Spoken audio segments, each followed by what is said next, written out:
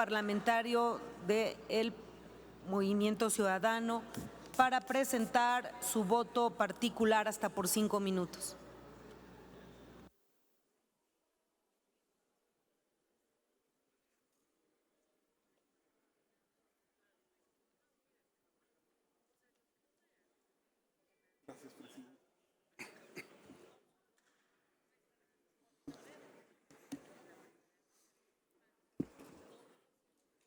Honorable Asamblea,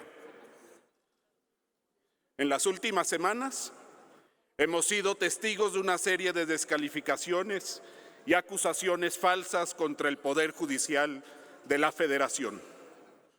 Muchas de ellas vertidas desde el púlpito de Palacio Nacional y otras, alarmantemente, repetidas por legisladoras y legisladores de este Congreso de la Unión. Hoy, nuevamente, estamos en presencia de actos a partir de declaraciones electoreras que descalifican la división de poderes, que buscan el sometimiento y sumisión de los poderes del Estado al gobierno en turno. Entiéndase, hay voces que procuran hoy nuevamente minimizar el trabajo del Poder Judicial de la Federación, de aplastar y suprimir los derechos laborales de mujeres y hombres que dan la vida, sus horas de familia, su salud, su dedicación profesional a la tarea de impartir justicia y procurar el Estado de Derecho. Seamos claros, la única voz del pueblo está expresada en nuestra Constitución. No es el jefe de gobierno mexicano el portavoz del pueblo, sino solo un representante electo. Los intereses del pueblo no están, pues, representados en la voz de un Mesías, de un tirano demagógico, ni de sus esbirros, sino que están representados en la propia Constitución Política de los Estados Unidos mexicanos. Toda aquella propuesta que atenta contra la Constitución atenta contra la voz del pueblo, y es el propio Poder Judicial de la Federación quien en sus facultades reivindica estos intereses y derechos constitucionales. Es así que cada vez que la Corte, como órgano de control constitucional, resuelve que los actos de los otros poderes, ya sea el Ejecutivo o el Legislativo, son inconstitucionales, no es por otra cosa sino por el controvertir los intereses del pueblo. Quien realmente está en contra del pueblo de México es quien viola o pretende violar su Constitución. Por ello, hago un llamado enérgico a dejar la falsedad del discurso fácil, de la politiquería, de los fines electoreros. Seamos serios, pues, representemos al Estado mexicano y digamos la verdad. Dejemos a un lado la manipulación popular, pues somos un Estado constitucional y cada vez que nos desapegamos del texto constitucional, nos acercamos cada vez más a la ingobernabilidad, a la nula certeza jurídica y al abandono y debacle de nuestro sistema. La minuta que hoy, con prisa, se pretende aprobar en este Senado, en primer lugar es ilegal por la incompetencia de la vía legislativa. Por lo que se pretende hacer es extinguir contratos privados constituidos conforme al marco legal y de su patrimonio original que proviene de recursos de antes de 1998 y que se orientaron a conformar instrumentos para atender programas prioritarios y programas emergentes. Hoy, por un decreto, se pretende extinguir y poner reglas de extinción a estos contratos privados. Estos contratos tienen en su objeto el mejoramiento de las instalaciones de los propios tribunales, de los inmuebles propiedad del Poder Judicial para el mejor funcionamiento de la justicia y no así como ustedes pretenden engañar, bienes inmuebles personales.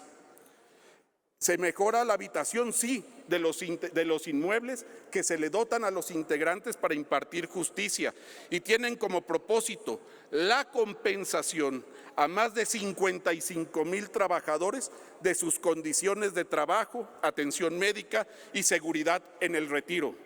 No se beneficia a ningún ministro de la Suprema Corte, como lo han dicho. Es falso y hay que decirlo.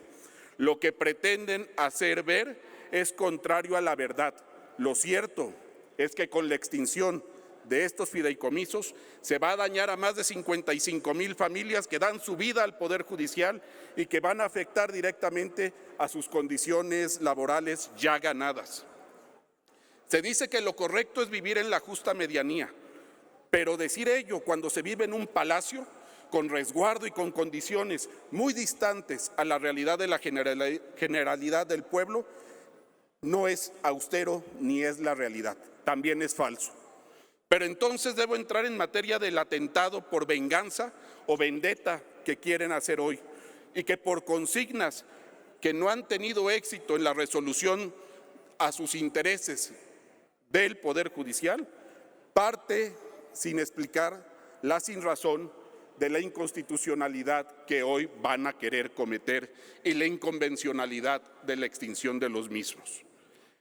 Esto es una reforma presupuestal punitiva, de castigo, que busca someter a un poder autónomo e independiente, demagógica, que busca mermar la imagen de la sociedad ante la sociedad mexicana, que le tiene una alta estima al Poder Judicial de la Federación. El Poder Judicial ha sido fundamental para proteger los derechos de los mexicanos. El Poder Judicial es quien dota de medicamentos a los niños con cáncer cuando el gobierno se los niega. El Poder Judicial es quien garantiza con sus resoluciones el acceso al derecho humano a la salud. Son mediante sus sentencias de amparo como se ordena de inmediato proporcionar recursos económicos a las nadadoras olímpicas cuando por capricho se les negó. Es en sentencias de amparo federal como se reconocen los derechos de la comunidad LGBTQ. Y es por medio de estas sentencias que la justicia federal dicta para amparar y proteger los derechos constitucionales de acceso universal para personas discapacitadas, niñas, niños, adolescentes, personas de la tercera edad. Cuando los programas sociales que este Senado elevó a rango constitucional no son aplicados y se piden requisitos irracionales, es el Poder Judicial, a través de sus sentencias, quien reivindica estos derechos. Es ese Poder Judicial quien reivindica la Constitución frente a las medidas contrarias que ha tomado el Ejecutivo y que atentan al interés nacional expresado en su Constitución política. Y es en la misma Constitución la que nos protege a todas y todos por igual y que el Poder Judicial salvaguarda, la que protege el ingreso de los juzgadores. Ya de plano incumplimos con el derecho internacional que desde 1985 en el Congreso de Milán estableció los 20 principios para la independencia de la judicatura. Ojo, ya incumplimos los tratados internacionales que hemos celebrado y que este Senado ha ratificado y que obligan a defender los derechos del pueblo de México. Y contrario a lo que quieren hacer hoy, protegen y garantizan la independencia de la judicatura.